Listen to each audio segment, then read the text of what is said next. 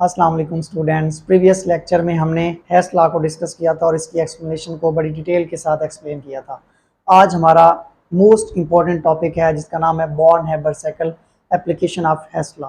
ये एग्ज़ाम में must question आता है, पिछले साल भी आया था, हर साल इसमें से कोई ना कोई एग्जाम्पल आती है कि बॉर्न-हैबर साइकिल के थ्रू इसकी बॉर्न-हैबर साइकिल एनर्जी डायग्राम बनाए। तो आज का लेक्चर आपने फोकस होकर सुनना है, बड़ा ही ईजी है लेकिन ये मोस्ट इंपॉर्टेंट क्वेश्चन भी है। चलिए स्टार्ट करते हैं। Applications of Hess law.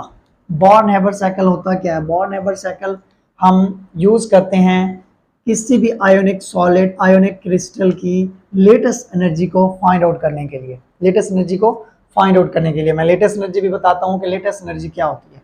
इसको सबसे पहले मैक्स बॉर्न और फ्रिट्ज हेबर ने इन 1919 में इसको सबसे पहले डिस्कस किया था।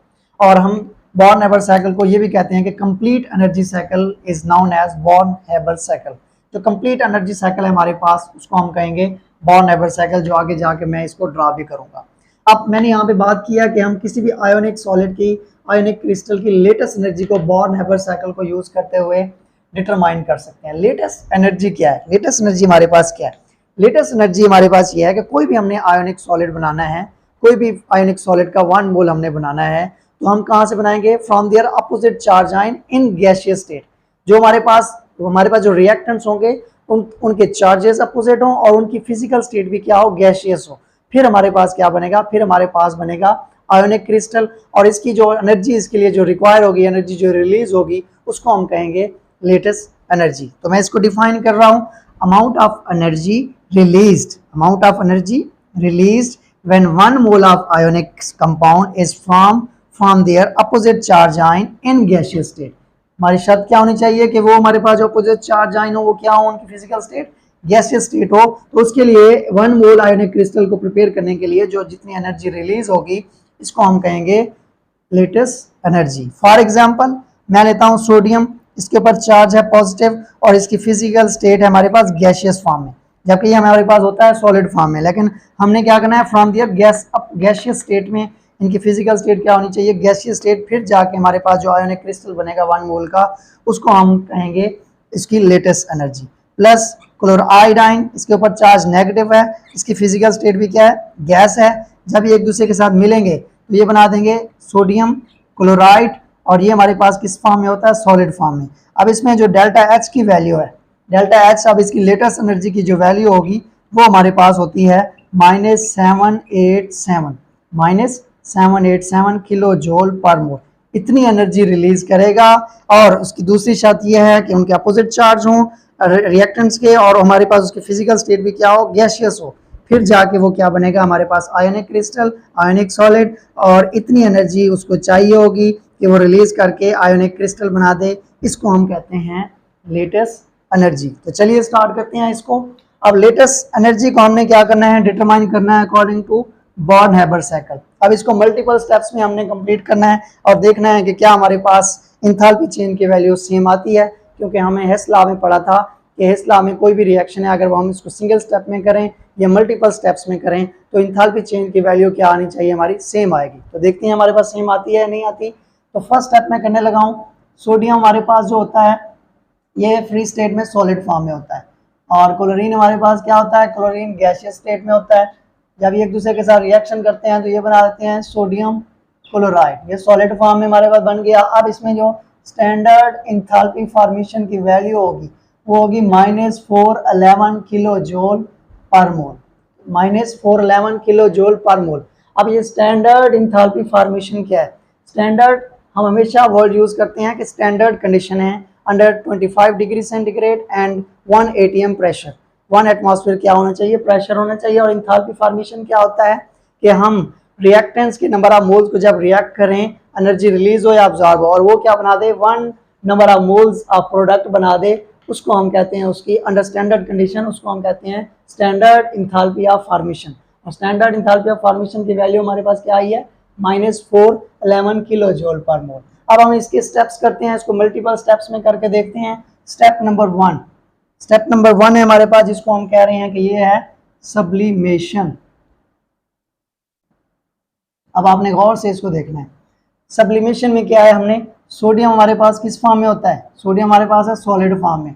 जब हम इसको हीट करेंगे, जब हम इसको क्या करें, हीट करें, इसको एनर्जी प्रोवाइड करें, तो ये किस फॉर्म में कन्वर्ट हो जाएगा, ये गैसियस स्टेट में कन्वर्ट हो जाएगा। इस स्टेट को हम कहते हैं, इसको हम कहते हैं सब्लिमेशन। इसको हम क्या कहते हैं, sublimation process. When solid directly converted into vapour, जब हम हीट अप्लाई करें तो इसको हम कहते हैं सब्लिमेशन। और चेंज इन एंथैल्पी सब्लिमेशन की वैल्यू हमारे पास कितनी आई है, कितनी आएगी, 108 किलो जूल पर मोल। इतनी एनर्जी हमें रिक्वायर होगी कि हम सोडियम सॉलिड को किस में कन्वर्ट कर दें, सोडियम गैसियस स्टेट में। ये तो हो गया हमारा स्टेप नंबर 1। स्टेप नंबर 2 हमारे पास है आयोनाइजेशन। आयोनाइजेशन, अब हमने सोडियम को आयोनाइज करना है। आयोनाइज करने के लिए हमने पढ़ा है कि जब भी कोई गैसियस एटम इलेक्ट्रॉन को लूज करता है तो इसको हम कहते हैं आयोनाइजेशन प्रोसेस। तो हम इलेक्ट्रॉन लूज करवाते हैं, सोडियम ये किस स्टेट में है, गैसियस स्टेट में है।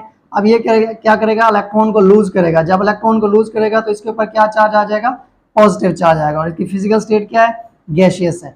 और हमारे पास एक इलेक्ट्रॉन हमने क्या कर दिया, इसका लूज कर दिया। अब इसकी स्टैंडर्ड इंथैल्पी या चेंज इन इंथैल्पी आयोनाइजेशन की जो वैल्यू आएगी वो आती है 496 किलो जूल पर मोल। इतनी एनर्जी आप देंगे, फिर जाके सोडियम गैसियस फॉर्म से इलेक्ट्रॉन लूज करेगा और सोडियम आयन में कन्वर्ट हो जाएगा। उसके बाद थर्ड प्रोसेस है, थर्ड स्टेप है। थर्ड स्टेप हमारे पास क्या है, थर्ड स्टेप हमारे पास है एटोमाइजेशन। एटोमाइजेशन, एटोमाइजेशन क्या है, जब भी अब देखें क्लोरीन जो है, क्लोरीन डायटोमिक की फॉर्म में हमें मिलता है, मोनोटोमिक की फॉर्म में नहीं मिलता। मोनोटोमिक की फॉर्म में नहीं है, तो ये हमारे पास जो क्लोरीन है हाफ मोल ऑफ Cl2, अब ये हमारे पास किस स्टेट में है, ये हमारे पास है मॉलिक्यूलर फॉर्म में।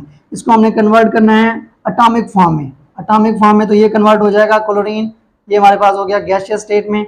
अब जब हमारे पास जब कोई गैसियस एटम मॉलिक्यूलर फॉर्म से एटॉमिक फॉर्म में जाता है तो इसको हम कहते हैं एटोमाइजेशन। इसको हम क्या कहते हैं, एटोमाइजेशन। और इसकी जो हमारे पास डेल्टा एच एटोमाइजेशन की वैल्यू होगी, एटोमाइजेशन वो हमारे पास होगी 121 किलो जूल पर मोल। 121 किलो जूल, इतनी एनर्जी आप प्रोवाइड करेंगे, फिर जाके वो मॉलिक्यूलर फॉर्म से किस फॉर्म में जाएगा, एटॉमिक फॉर्म में जाएगा। और इस प्रोसेस को हम कह रहे हैं एटोमाइजेशन। स्टेप नंबर 4 की तरफ आएंगे। स्टेप नंबर 4 हमारे पास है इलेक्ट्रॉन एफिनिटी। इलेक्ट्रॉन एफिनिटी, अब क्या करेगा, ये सोडियम जिसने इलेक्ट्रॉन लूज किया था, क्लोरीन क्या करेगा, क्लोरीन उस इलेक्ट्रॉन को क्या कर लेगा, गेन कर लेगा।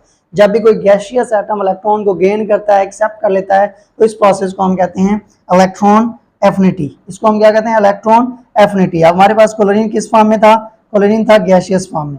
अब ये क्या कर लेगा, इलेक्ट्रॉन को लूज कर ले, इलेक्ट्रॉन को गेन कर लेगा, तो ये क्या बन जाएगा, क्लोरीन के ऊपर चार्ज नेगेटिव आ जाएगा और ये हो जाएगा क्लोराइड आयन।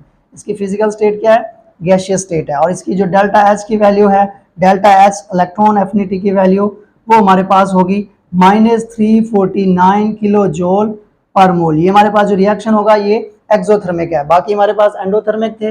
ये रिएक्शन क्या है, एक्सोथर्मिक। इतनी हीट रिलीज करेगा, इतनी एनर्जी रिलीज करेगा, फिर जाके ये इलेक्ट्रॉन को क्या करेगा, इलेक्ट्रॉन को गेन करेगा। उसके बाद हमारे पास 5th स्टेप है। अब देखें ये भी क्लोराइड आयन में हो गया चेंज, और ये भी हमारे पास देखें सोडियम आयन में चेंज हो गया था। हम इन दोनों को कंबाइन कर लेते हैं। कंबाइन करते हैं तो इस प्रोसेस को हम कहते हैं, इसको लिखते हैं लेटस एनर्जी। लेटस एनर्जी, ये हमारे पास सोडियम आयन है, इसके ऊपर चार्ज क्या है, पॉजिटिव, फिजिकल स्टेट क्या है, gaseous ion, plus chloride ion, इसके ऊपर नेगेटिव चार्ज है, फिजिकल स्टेट इसकी क्या है, गैस फॉर्म में है। ये क्या बन गया हमारे पास, NaCl। NaCl और इसकी फिजिकल स्टेट क्या है, सॉलिड फॉर्म में।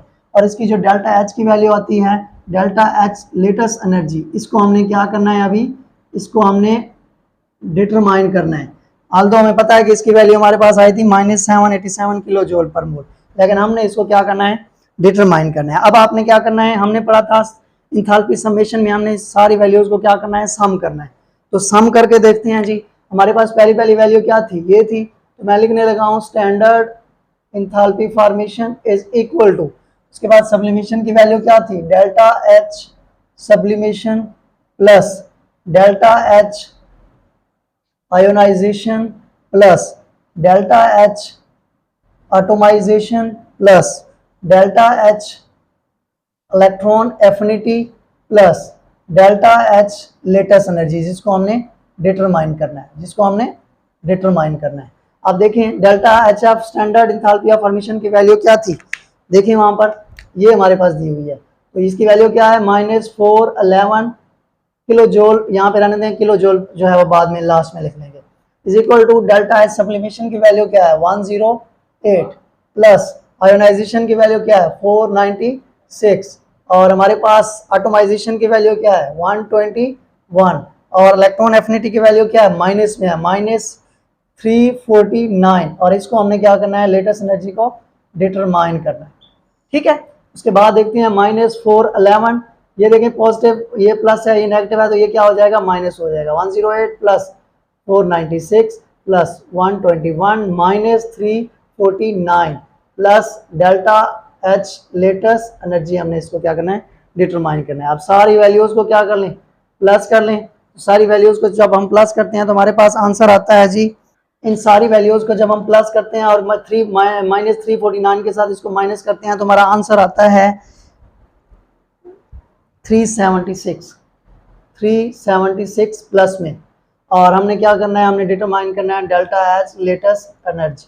अब इसको इधर ले आए, -411 ये प्लस है तो इधर आके क्या हो गया -376, ये इक्वल हो जाएगा डेल्टा एच लेटेस्ट एनर्जी।